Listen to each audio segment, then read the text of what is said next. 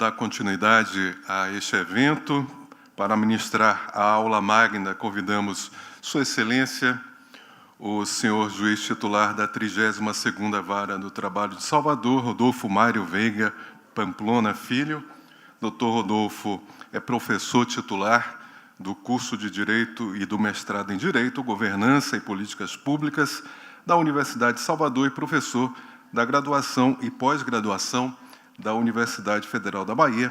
Possui mestrado e doutorado em Direito pela Pontifícia Universidade Católica de São Paulo, membro da Academia Brasileira de Direito do Trabalho, Academia de Letras Jurídicas da Bahia, Instituto Baiano de Direito do Trabalho, Academia Brasileira de Direito Civil, Instituto Brasileiro de Direito Civil, Instituto Brasileiro de Direito de Família e também Instituto Brasileiro de Direito Contratual. Juiz do trabalho com posse e exercício em 1995, sendo atualmente titular da 32ª Vara do Trabalho de Salvador. Por gentileza, doutor.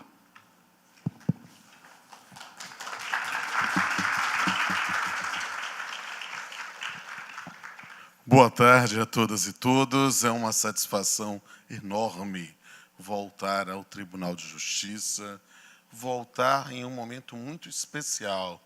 Eu já palestrei algumas vezes nesse auditório, já palestrei algumas vezes neste prédio. E, na verdade, eu tenho uma relação muito forte com o Tribunal de Justiça da Bahia, mesmo sendo um outsider, mesmo sendo alguém de fora, né? O meu parceiro de livro, né, é juiz aqui no estado da Bahia, o Pablo Stolz Galiano. Nós lançamos juntos um time de futebol, 11 livros juntos. Então, eu tenho aqui uma ligação realmente muito forte, na verdade, não somente na parceria, na fraternidade, mas também na amizade. Tenho muitos amigos que aqui atuam na magistratura, como servidores. Tenho muitos alunos e alunas que atuam aqui, né? A grande vantagem de começar a ficar velho é que a gente agaria a experiência. Eu estou há 31 anos na Justiça do Trabalho, 28 como magistrado e 27 como professor, né? Então, já posso dizer que já formei mais de uma geração, pelo menos, né? E é muito prazeroso ver colegas aqui. E eu tive a oportunidade de conversar aqui com a desembargadora Joanice. Eu disse para ela o quanto eu a admirava, a admiro, né, principalmente no trabalho de justiça restaurativa, enquanto eu já a citei. Rever a doutora Ana, que foi minha aluna em metodologia no mestrado, é uma satisfação. Conversar com cada um e cada uma é uma satisfação muito grande. E falar sobre o tema que eu fui convocado, eu tenho uma satisfação pessoal enorme. Eu pesquiso sobre esses temas há muito tempo. Há mais tempo do que a maior parte da plateia tem de nascido. Eu lancei hoje eu estou com 94 livros publicados. Mas um dos meus primeiros livros, que foi minha dissertação de mestrado, né, em 1997, foi sobre dano moral na relação de emprego. Minha tese de doutorado foi sobre assédio sexual na relação de emprego em 2000. E eu fui fazer um segundo mestrado na Espanha e escrevi sobre assédio moral na relação de emprego. Tive a oportunidade de escrever artigos e livros sobre os temas justamente nessa interface da proteção da dignidade nas relações de trabalho, lato sensu, na relação de trabalho estatutário, na relação de trabalho seletista. E esta interface é algo que tem uma força muito grande para mim. Por quê? Porque eu fui juiz com 23 anos e professor com 24.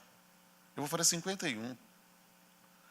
Eu deixei de ser menino prodígio e eu seja, no máximo, um coroa simpático.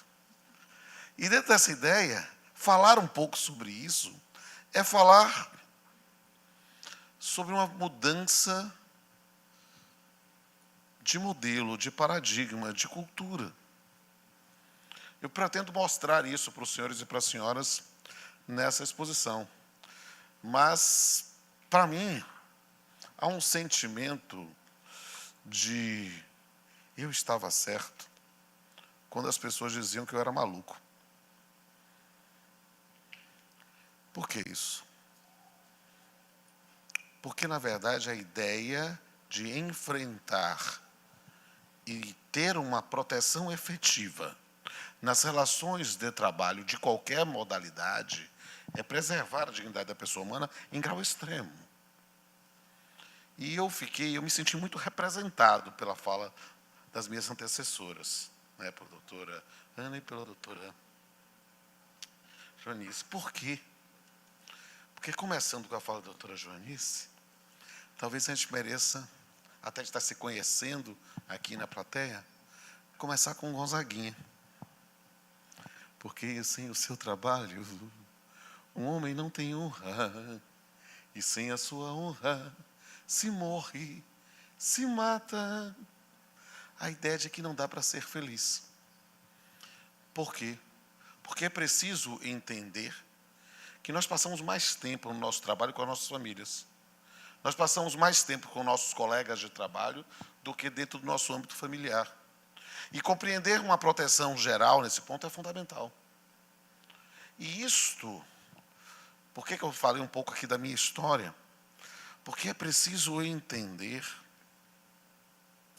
e quando eu vejo a Resolução 350, e quando eu vejo a preocupação dos tribunais em combater, em prevenir, foi importante a fala do Amparo, em prevenir e combater o assédio moral, o assédio sexual, esses temas que eu trabalho há tantos anos, eu preciso entender qual é o elemento comum, e que talvez esteja na Convenção 111 da OIT,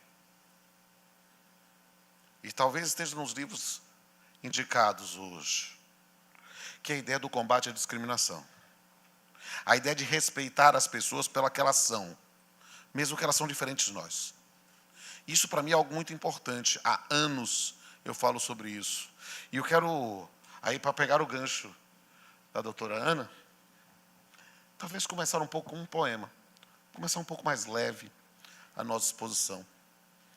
Quando eu escrevi meu livro de Jeito de Família, com Pablo, e isso já tem alguns anos, né, eu fui escrever o capítulo, fui ser o relator, a gente separa relator e revisor, e aí passa para o outro para fazer, o texto fica a cara dos dois.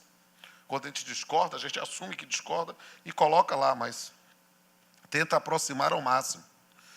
E aí eu fiz escrever o capítulo sobre união homoafetiva.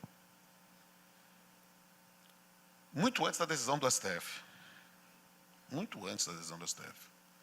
E eu falar sobre aquilo era interessantíssimo. Porque eu era um homem branco, hétero, cis, juiz, e eu não tinha um lugar de fala para isso, para compreender a base comum disso. E Pablo, que é uma criatura, eu sou fã do meu irmão, né?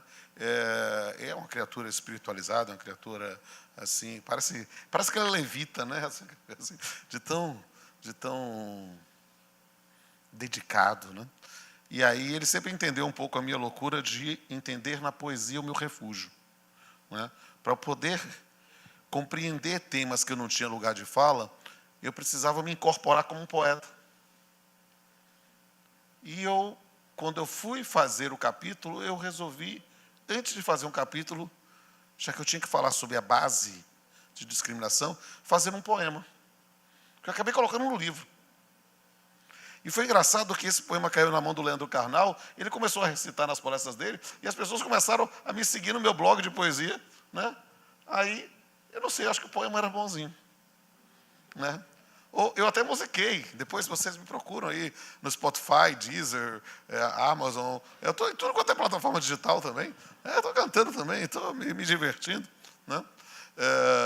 Ou me procura, se quiser tirar uma foto, pode tirar foto minha, pode postar, pode marcar nos stories, eu reposto tudo, eu adoro, me divirto isso, né? Pode fazer, sério mesmo, né? R Pamplona Filho, meu Instagram. E Eu, sensibilizado pela fala da doutora Ana, eu queria dedicar à senhora e a todo mundo aqui, talvez a compreensão do tema da discriminação, que é a base para se entender assédio moral, assédio sexual e outras modalidades de tratamento discriminatório no nosso sistema. Só que para não ficar pesado, eu vou recitar uma poesia. Vou incorporar o personagem, tá? É sério mesmo. É meio uma transformação.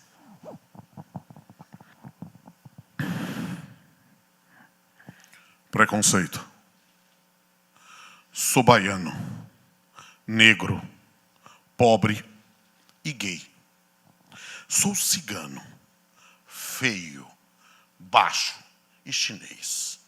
Nordestino ou argentino, idoso ou menor carente, deficiente ou hipotente, crente ou ateu, árabe ou judeu, ubandista ou adventista, testemunha ou kardecista, migrante ou imigrante, presidiário ou proletário, bêbado ou drogado, alcoólatra ou viciado, desempregado ou condenado.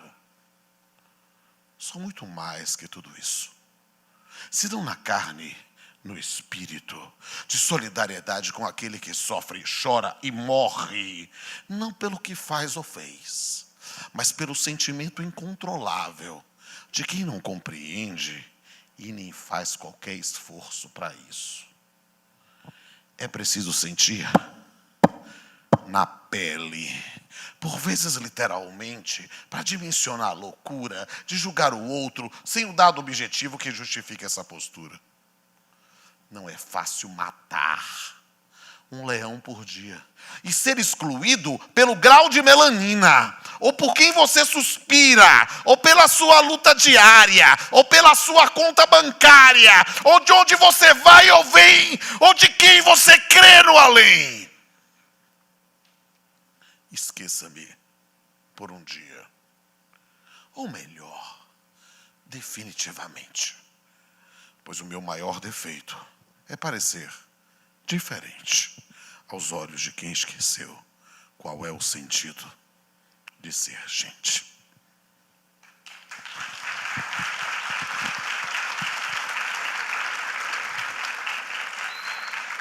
E com essa base da compreensão de que é preciso entender, é preciso sentir às vezes na pele, para poder compreender a ideia de discriminação dentro de um sistema que se pretende democrático, se pretende de tutela da dignidade da pessoa humana, no seu sentido básico, no seu sentido fundamental, seminal. É preciso compreender isso numa perspectiva ampla, porque senão isso fica parecendo conversa para boi dormir.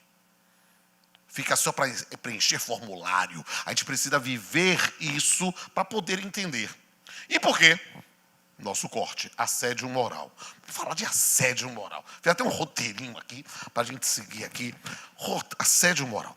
Preciso entender que cargas d'água é assédio moral.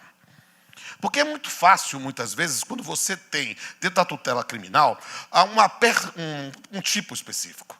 Quando você tem uma definição legal de assédio moral, e nós não temos uma definição inequívoca de assédio moral no direito positivo brasileiro. Você tem normas estatutárias, você tem normas municipais, às vezes normas estaduais, para trazer dentro de determinados âmbitos aquilo que se configuraria como assédio moral. Mas perceba, assédio moral muitas vezes parece Deus para São Tomás de Aquino. É aquilo que eu sei até que me perguntem. Mas a hora que eu pergunto para o senhor, eu pergunto para a senhora, pergunto para você, meu amigo, você, minha amiga, que cargas d'água é assédio moral? Talvez você trave a língua. Talvez você diga, não, eu sei, mas é que eu preciso, vamos definir agora. Porque a gente não pode fazer uma palestra sem saber do que está falando, moço. Então, é preciso entender que eu preciso, é claro, eu construí uma dissertação de mestrado sobre isso, depois uma tese de doutorado, alguns livros sobre assédio moral. Eu preciso ter algo que tenha um ânimo de generalidade, que seja complexo o suficiente, mas amplo o suficiente para que todo mundo possa entender. Então, vamos lá. Assédio moral é uma conduta, anota aí, o pessoal que está anotando em celular, em tablet, em caderninho, o que for, anote aí. Assédio moral é uma conduta abusiva de natureza, conduta abusiva, anote isso, depois eu vou destrinchar. Conduta abusiva de natureza psicológica, reiterada, guarda isso que eu vou explicar cada um desses pontos, com a finalidade de exclusão. É preciso entender o que é assédio moral. Por quê? Porque o assédio moral não é a única modalidade de conduta discriminatória, de conduta lesionante, de direitos à personalidade. E a gente tem que ter muito cuidado quando fala de determinadas coisas. Por quê? Porque senão você vulgariza. E normalmente quem está apegado a condutas assediantes vai fazer menoscabo, vai dizer, não, isso aí é uma frescura. E eu quero pegar essa palavra. Sabe por quê? Porque as primeiras palestras que eu fiz sobre assédio moral na Bahia foram no início desse século. Já que eu sou um jurista do século passado, né? Do início desse século, por 2002, 2003, falei muito tempo sobre assédio sexual, porque era a tese de doutorado em 2000, né? Mas comecei, na primeira década do século 21, a falar sobre assédio moral. E eu começava dizendo assim, gente, o que eu vou falar, visto pelos olhos críticos de quem não liga para isso, isso é uma frescura, né? É um mimimi. Havia um jurista que foi professor da USP, Antônio Chaves, que ele dizia assim, é o mais leve... as pessoas que diziam, ele não falava isso, mas dizia que as pessoas diziam, é o mais leve roçar das asas de uma borboleta. Por quê? As pessoas estão ficando muito sensíveis, né? Qual é o discurso comum? O discurso comum, só posso aqui pedir para os homens, só os homens aqui, porque todas as mulheres são mais novas do que eu. Então, os homens que têm minha idade para cima, é simples, doutora. Só não sabia não, Júlia? Que os homens envelhecem e as mulheres se aperfeiçoam? Então, eu e todo mundo aqui, quantas vezes você já não ouviu assim? O mundo está ficando chato. O mundo está ficando chato. Tudo agora é assédio. Tudo agora é dano moral. Já ouvi colega nosso na magistrada dizer, sabe, dano moral virou combo do McDonald's. Né? O cara teve uma violação e pede a reparação e o dano moral. Não sei o quê, e o dano moral, e o dano moral. E aí vulgarizando. E aí diz, não, o mundo está muito chato. Está tudo chato. Eu dou aula de direito de família, por exemplo. Aí diz assim, quando eu vou aula de direito de família, uma pessoa muito apegada e não consegue compreender a complexidade da contemporaneidade, e diz assim, olha, esse jeito de família novo é muito chato, é muito complicado, porque bom era no tempo de vovó, que ficou casada há 60 anos com o vovô. Aquilo que era família estável. Aí eu pergunto na hora, vem cá, vovó tinha opção? Porque divórcio no Brasil é desde 77. A gente precisa compreender que, às vezes, a impressão que se tem, por causa da própria construção de quem prevalece, o cara da Câmara deve estar me odiando, né? Eu vou ficar mais quietinho, não se preocupe, né? É que eu sou um menino inquieto. Um menino já é licença poética, né? Então, nesse ponto, é preciso entender que esses temas, a depender do contexto, eu vou trabalhar casuística aqui, eu tenho acórdãos dos 24 regionais trabalhistas e tenho acórdãos de TJs e de TRFs, por causa de ações de estatutários. Esses assuntos de assédio moral, a depender do olhar de quem me ouve, do ouvido de quem me ouve, que frescura da zorra, Pamplona. Eu já vi isso. E eu digo, quando o CNJ manda fazer, eu disse, está vendo que aquela frescura não era tão frescura assim? Talvez aquela frescura era um problema sério que você insistia em ignorar. Porque você estava no seu lugar de fala. de opressor e você não sentir. De boaça, o cara vai pirar comigo, mas de boaça, olha aqui. Eu vou fazer um desafio. Parece que eu vou ajoelhar, eu tenho que rezar, né? Eu dou minha cara a tapa. Eu dou minha cara a tapa. Se todo mundo nesta sala, todo mundo, sem exceção, até o Canomé, todo mundo nessa sala, já presenciou uma situação de assédio moral. Ninguém aqui é inocente. Diria o grande filósofo compadre Washington. Sabe de nada, inocente. Ninguém aqui nessa sala é inocente. Todo mundo aqui já presenciou uma situação de assédio moral. Muitos como testemunhas. Outros tantos como vítimas. E outros tantos, e talvez os mesmos, como algozes. Esse negócio é interessante para dizer isso e para lhe provocar. Porque você precisa de ter um grau de reflexão e tem que estar com a análise em dia, né? Para poder verificar seus próprios erros do passado.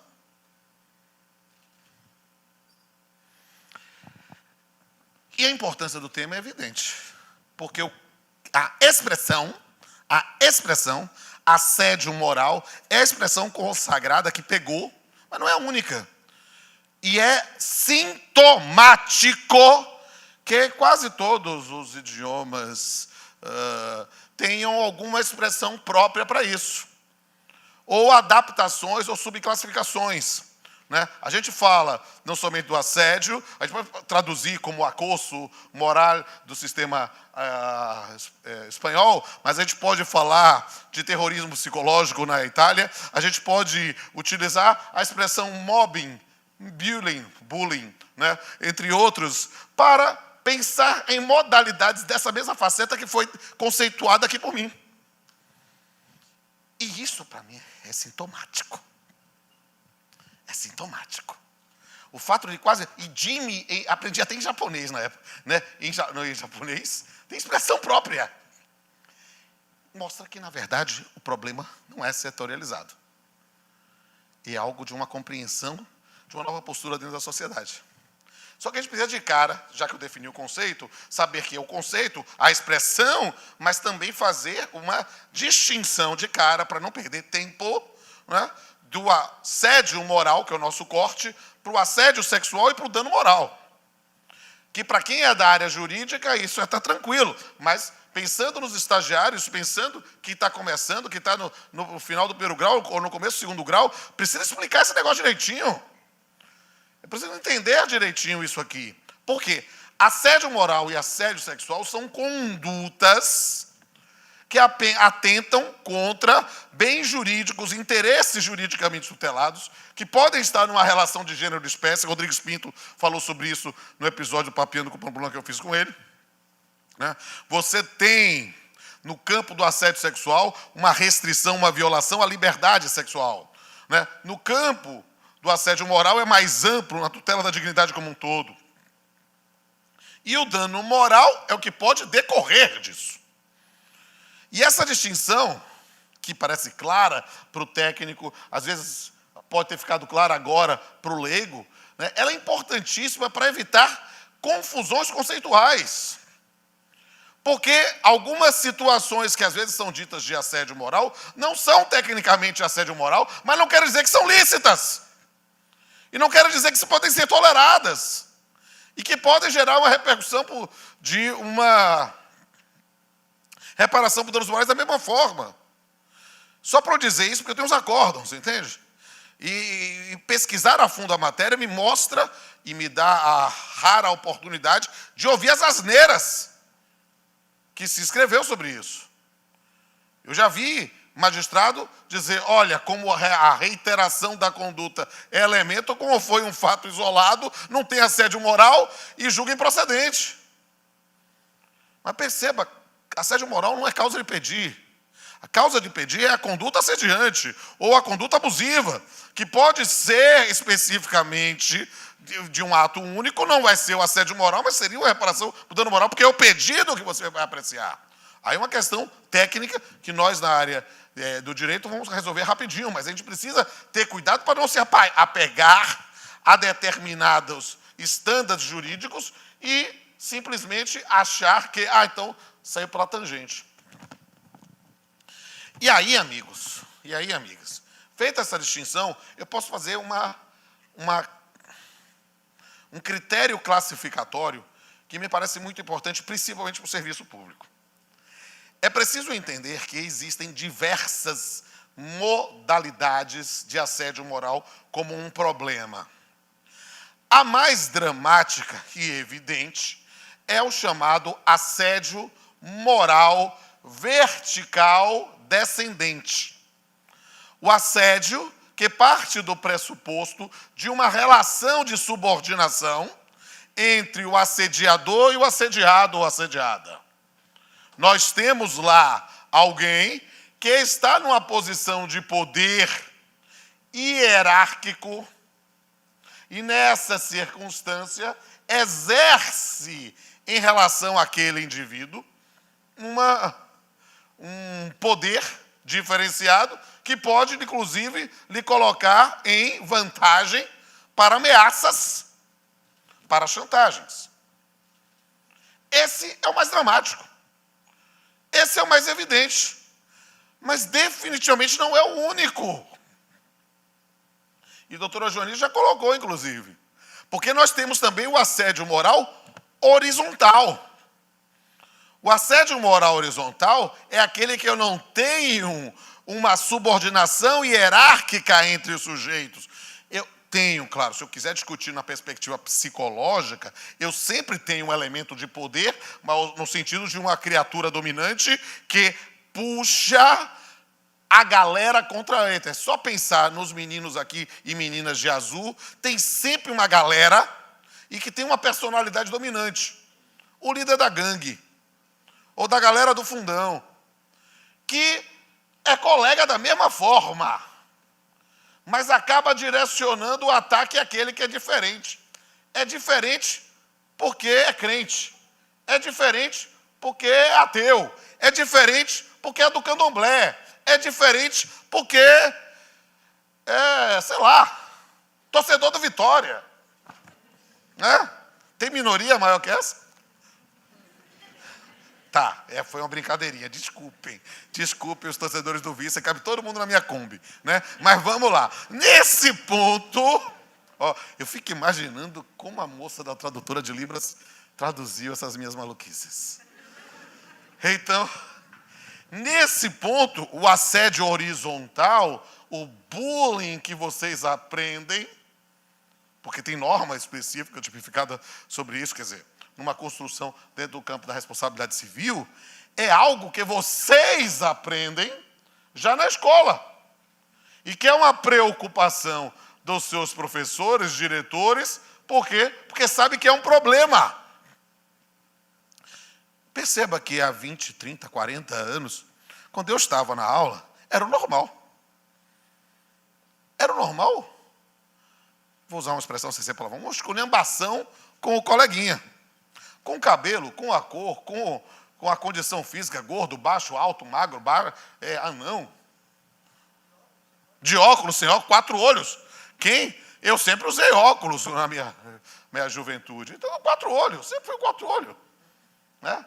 Quando veio a música do Paralamas do Sucesso, foi uma redenção para a gente, o óculos do Herbert Viana. Então, perceba, é assédio da mesma forma. Apenas num modelo classificatório diferenciado. E aí, para nós, servidores públicos, talvez é onde a gente consiga visualizar melhor uma forma de assédio que quem não estuda seriamente a matéria não vê. O assédio moral vertical ascendente. Aí o cara diz, qual é? Como é que a pessoa subordinada vai assediar o chefe? Pensa no serviço público, mudou o chefe da seção tal, mudou o diretor da secretaria, mudou o escrivão, está com uma pessoa, e o pessoal esperava que fosse outra, e o cara é detonado. Não recebe informação, fazem a coisa pela metade, não sei o quê, e de repente, porque vai estourar na mão dele. Eu digo porque isso eu vi no meu tribunal. Faz de conta que aqui nunca aconteceu. Não deve ter acontecido. Um lugar de santos. Mas no meu tribunal, eu via. Mudava o presidente do tribunal, queria dar uma dinâmica nova, uma energia nova, um gás diferenciado, trazia um cara de fora para um determinado setor, estava todo esperando que aquele setor de informática, de contabilidade, sei lá, de alguma outra coisa lá, né? Fosse exercida por um cara que era mais antigo lá, ele sabia tudo, não sei o quê, vinha uma pessoa para trazer uma nova dinâmica, o cara é detonado. O cara tem que conquistar o espaço. O cara tem que mostrar para os subordinados que ele é bom mesmo. E a gente está acostumado a dizer, ele tem que provar que é bom mesmo.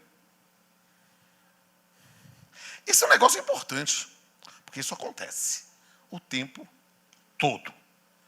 Mas só para você entender que essa não é a única modalidade de assédio, tá?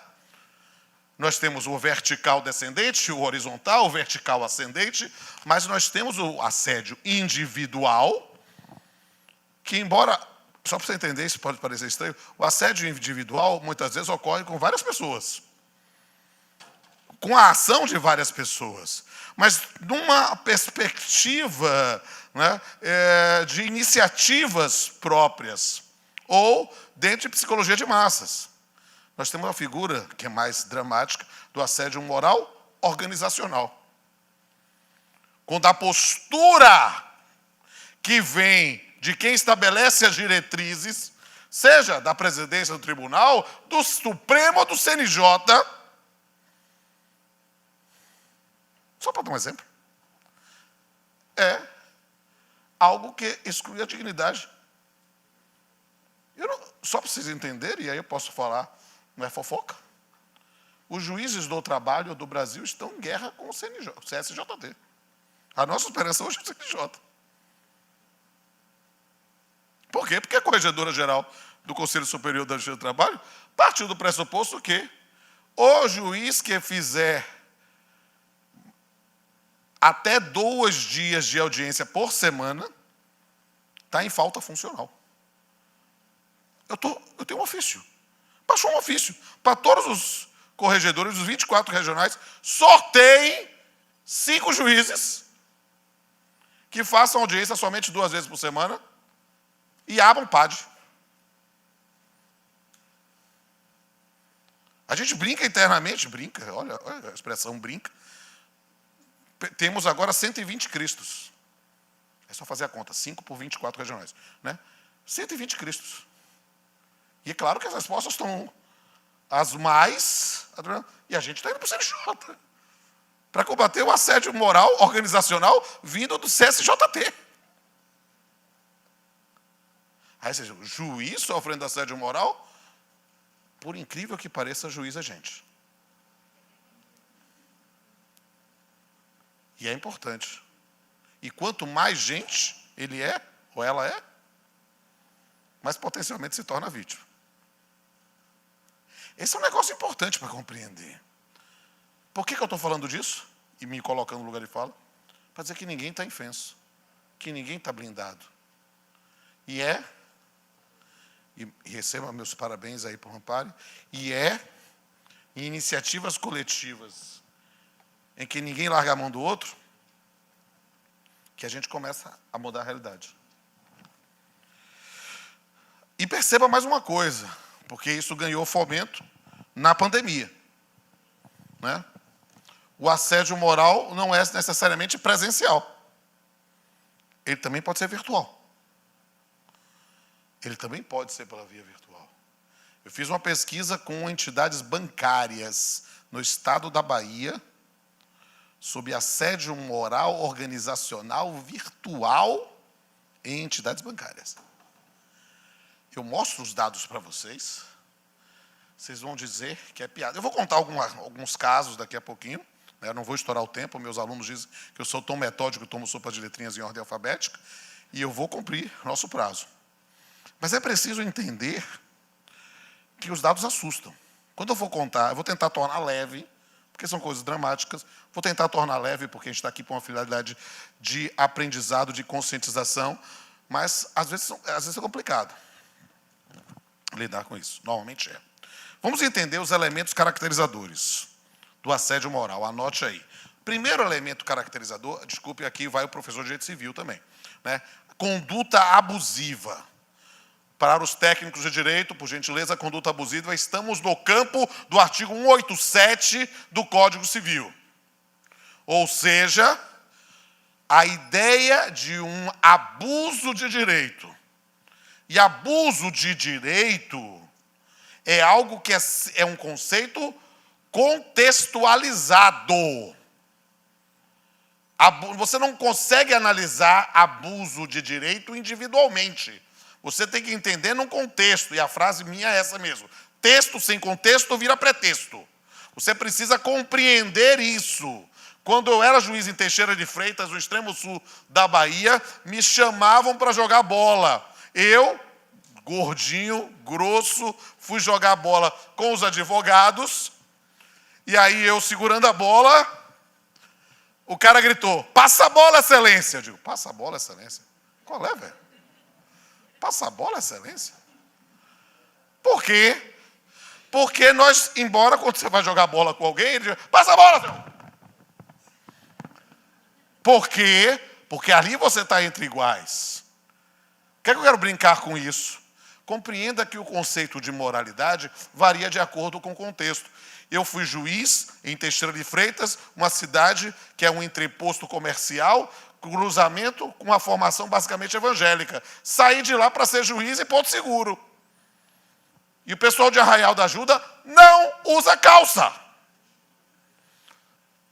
Os advogados tinham, na minha unidade jurisdicional, eu não gosto, na minha vara é horrível, né? Na minha unidade jurisdicional, já tinha na sala da OAB uma beca. O pessoal chegava sem calça, já pegava uma beca na OAB para fazer audiência de beca. Porque estava todo mundo acostumado. O contexto, um determinado ato praticado dentro de uma igreja vai ser interpretado de forma diferente na gloriosa Fonte Nova ou no Barra Lixo. Eu não podia perder a oportunidade. Ou a moralidade. Deixa eu fazer o meu bullying. Um bullying do bem. Né? Nesse ponto, é preciso entender que o contexto muda o texto. Se você começa a verificar a forma como a gente se trata, como é que você, e pensando aqui nos jovens aqui, como é que você se refere a seu melhor amigo ou sua melhor amiga? Não é meu fofinho, minha lindinha, não. Meu fofinho, minha lindinha é para o namorado, para a namorada. Seu melhor amigo ou o seu? Porque a gente tem intimidade. Intimidade para falta de respeito é um beicinho de pulga. Só que a intimidade que você tem entre seus colegas não poderá ser colocada da mesma forma se você passa no concurso da magistratura e o seu colega passa no Ministério Público ou atua como advogado ou como servidor. Porque o contexto vai ser diferente. E é preciso você ficar ligado. Porque é abuso de direito. Só para trabalhar o tema do assédio moral stricto sensu, eu julgo questões de assédio moral todo dia. Literalmente, pegou, bombou na Justiça do Trabalho. E boa parte dos meus julgamentos, metas organizacionais abusivas, tratamentos de feedback terrível, assédio, só para falar, já ouviram falar do empregado javali? Pode falar isso no serviço público. O servidor javali, alguém pensa, professora culta aqui, como a doutora Joanice, javali, será que ele quer falar Asterix, Obelix, alguma coisa assim? Javali do porco? Não. É porque já valeu alguma coisa, hoje não vale nada. Isso mesmo. Ou seja, o cara trabalha lá, está perto de se aposentar, ou tem uma situação de estabilidade, volta de um acidente de trabalho, coloca numa sala sem fazer nada. Como sem fazer nada? Ah, não, você não está mentindo. Eu não estou mentindo, eu tenho os acordos. Por quê? Porque é essa a ideia. Ah, mas a intenção era para evitar algum problema. E cria mais. Uma conduta abusiva é o primeiro elemento. O seguinte, natureza psicológica do atentado à dignidade. Perceba, eu não preciso consumar uma agressão física. Eu tenho um acordo, por exemplo, TRT da 2ª região, o cara que não batia a meta tomava corredor polonês. Sabe o que é isso? Olha que brincadeira legal. SQN. Então, preciso entender. Não, pode ser psicológico, pode ser agressivo, pode ser a forma. Pode ser lhe chamar o tempo todo de ou careca, ou careca, ou careca, ou careca, ou careca. Pô, não aguento mais sim, só falei 5 vezes, já está irritado. Imagina ouvir a vida toda. A reiteração da conduta, porque assédio lembra cerco, lembra restrição de liberdade. Essa ideia é importante compreender. Por quê? Porque um ato abusivo, atentatório à dignidade, vai gerar reparação por danos morais, mesmo se eventualmente não for enquadrado como assédio. E é preciso ser combatido da mesma forma. É preciso chamar. Mas quando se torna uma prática constante, seja para um indivíduo, seja para várias pessoas, nós estamos aqui no campo do assédio. E a finalidade de exclusão. Essa é talvez a mais complexa, que eu vou tornar leve. Porque a ideia é que assédio é atitude discriminatória. Eu te excluo porque você é diferente. Eu te excluo porque você não é tão produtivo quanto eu. Eu te excluo porque você é velho. Eu te excluo porque você é negro. Eu te excluo porque você é gay. Eu te excluo porque você é baixo, gordo, alto. Eu no máximo, te tolero, porque sou obrigado, mas eu não gosto de você. E eu materializo atos que mostram o quanto eu não gosto. Parece maquiavélico, mas se você pega no contexto psicológico, você começa a entender. Só para dizer isso aqui, porque quem estuda muita matéria, a Sônia Mascaro Nascimento, que é uma desembargadora do 5º Constitucional, do TRT da 2ª região, escreveu um livro sobre assédio moral, ela defendendo que tivesse um 5º elemento, que seria o desenvolvimento de um dano psicoemocional, como se fosse uma patologia. Parece um exagero, porque isso pode acontecer, mas não é elemento constitutivo, é uma situação agravada. A gente conversou aqui fora sobre uma situação em um Tribunal de Justiça em que uma ilustre colega ficou, inclusive, incapaz. Tal o estado de situação que ela viveu. Não vamos dar detalhes. Mas é preciso entender que a casuística é surreal. Eu falei sobre o corredor polonês, eu posso falar... Isso foi no território da 12ª, Santa Catarina. Meu pai era catarinense, né, mas eu nasci na Bahia, e aí... Uma vez me mandaram, Pamplona, você é baiano, vai gostar disso. Eu já vi que ia ter bullying nisso. Assim, o cara que batesse a meta, isso já tem 15 anos, batesse a meta, tinha que botar shortinho de Carla Pérez e dançar na boquinha da garrafa. Fofes, não é mesmo? É. O pior de todos, TRT 20ª região aqui, Sergipe, United States of Sergipe. Sabe o que aconteceu? Sabe aquela coisa assim, já foi no McDonald's, Bob's, no Burger King, tem assim, o empregado do mês, uma fotinha, já reparou assim? Então, o cara que não batia a meta, eu vou usar as expressões porque estão nos autos, tá? Não tem nenhuma postura ofensiva, mas perdoe, eu tenho que falar, porque está nos autos. Já pedi licença, pedi autorização à autoridade. Então, o que é que aconteceu?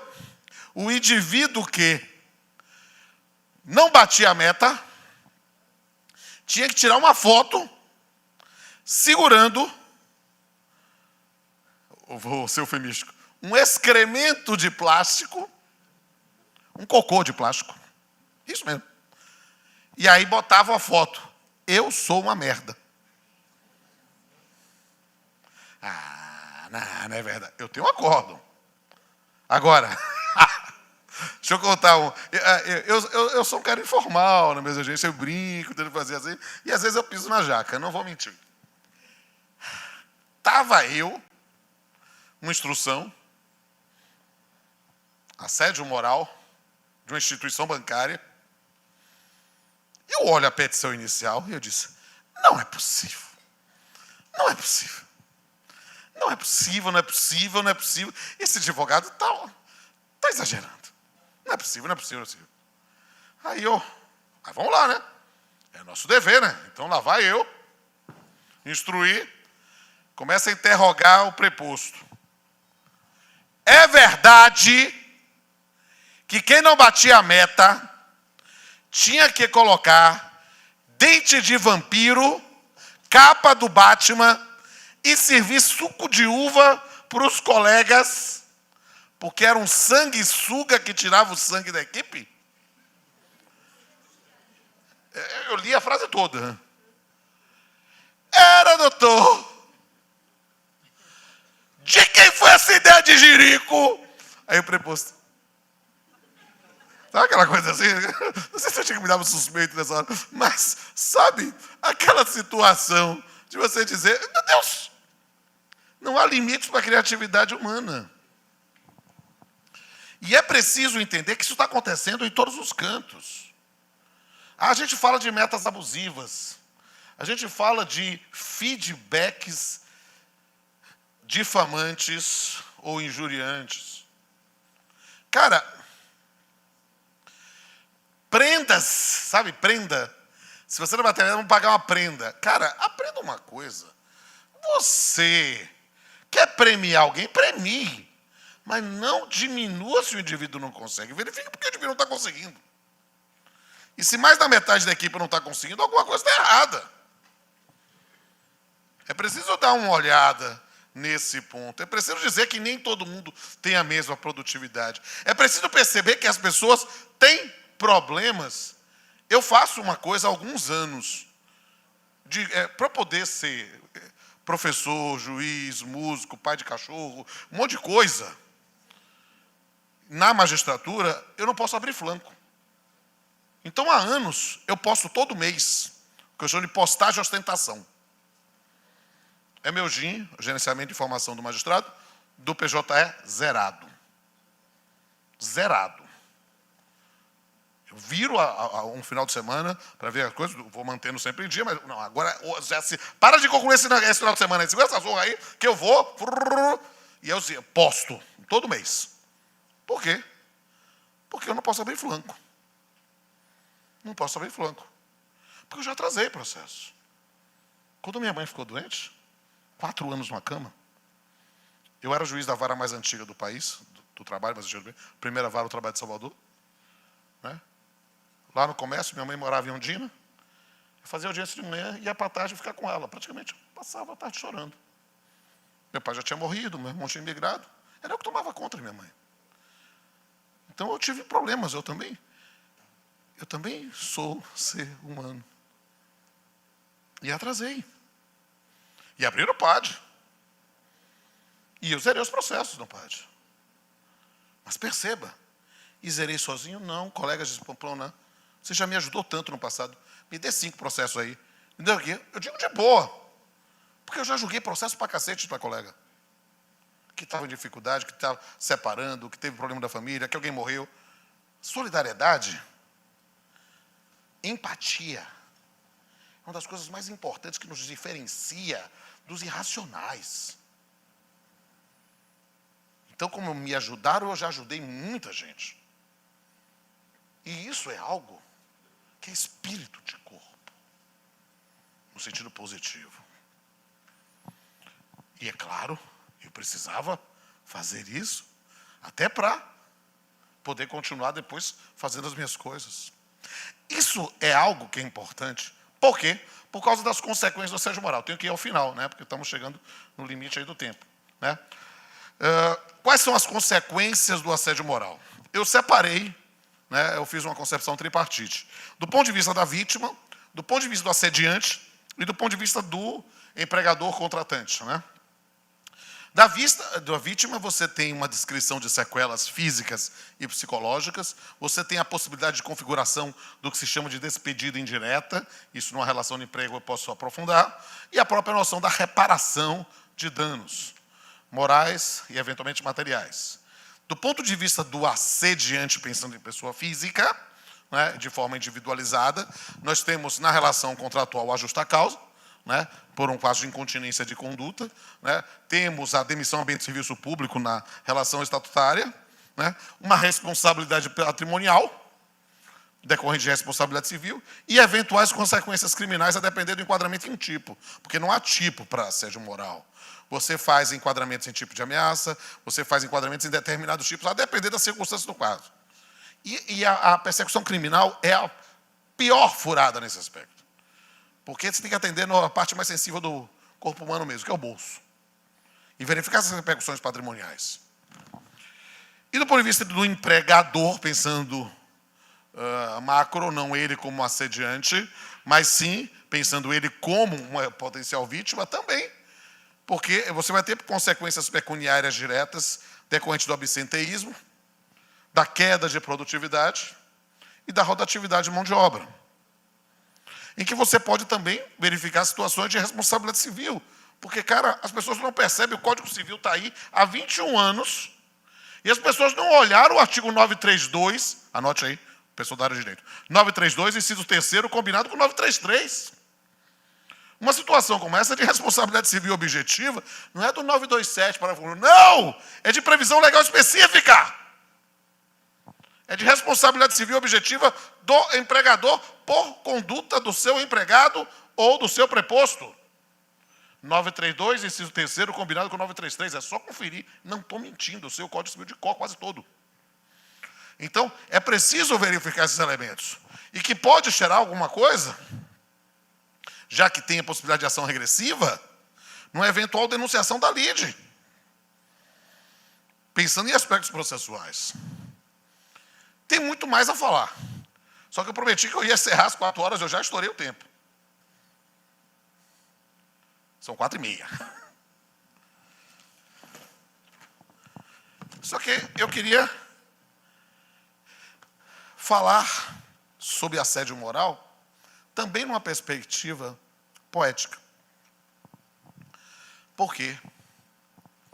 Porque lidar com a arrogância, lidar com a prepotência. A senhora sabe o quanto eu sou seu admirador, eu declarei isso publicamente, declarei também em petit comité aqui. E exortar as pessoas a desapegarem dos seus sentimentos de posse em relação aos seus subordinados é um desafio de uma mudança de cultura.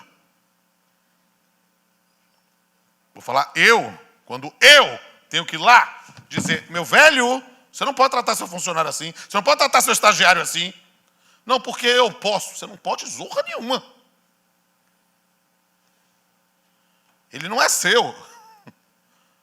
Porque não há sentimento de posse. Ele é um servidor, ele é um prestador de serviço do tribunal.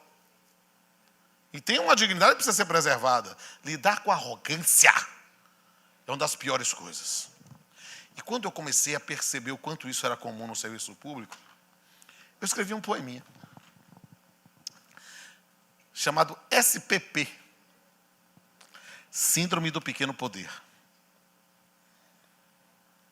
Há poucas coisas tão irritantes quanto a arrogância do pequeno conhecimento. O indivíduo não abriu ainda seus horizontes e talvez nunca os abra, mas acha que sabe o suficiente para ensinar tudo à humanidade. Quando criaturas assim assumem posição de relativo destaque, dão ensejo a um fenômeno particular. É a SPP, Síndrome do Pequeno Poder, em que qualquer coisa é motivo para manifestar sua prepotência. Nada está certo para eles, nada presta para eles. O que seria um pequeno erro, com eles transforma-se em um drama comparável a uma tragédia urbana ou um novo ataque de Osama. Só existe um jeito certo de fazer as suas coisas, o seu jeito. Só há graça em suas próprias piadas, só há inteligência em seus comentários, só há lógica em seus métodos, só ele e nada mais. Tentar dialogar é inútil, sua opinião será ignorada. Tentar reagir é contraproducente. Você será tratado como um inimigo que deve ser esmagado como um inseto na sola de seus sapatos. Por isso, desista. Não há salvação para esse tipo de monstro, pois a burrice tem limites, mas a estupidez é infinita. Muito obrigado.